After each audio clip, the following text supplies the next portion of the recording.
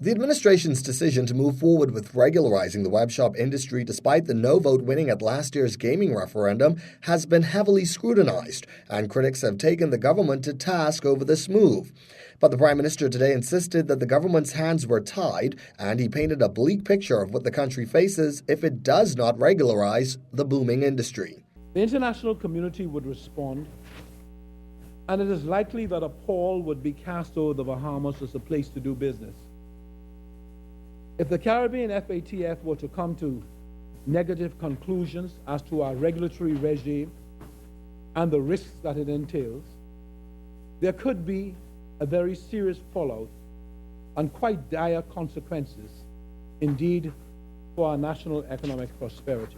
These web shops currently operating unregulated earn millions of dollars annually, earnings that cannot be accounted for. A concern, Mr. Christie says, which has been repeatedly raised by the governor of the central bank and clearing banks in this country.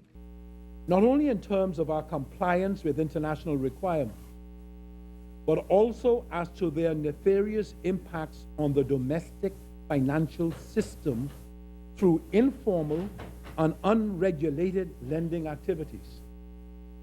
Our commercial banks have also taken a prudent approach to dealing with the web shops, which is fully understandable in light of the international constraints within which they operate. The formalization and regulation of web shop operations, the Prime Minister says, are the only viable and realistic policy options that are available to the government. Doing so in a transparent and stringent manner will ensure that we continue to meet international prudential requirements and solidify our reputation in the global economy. He adds that the proposed legislation will pass muster at every level.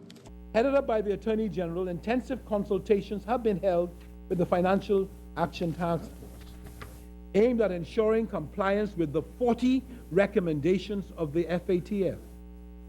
While at the domestic level, fruitful and informative engagements have been held with representatives of the Central Bank of the Bahamas and the Financial Intelligence Center, all of which have greatly assisted the government in crystallizing the key requirements with which the legislation should comply.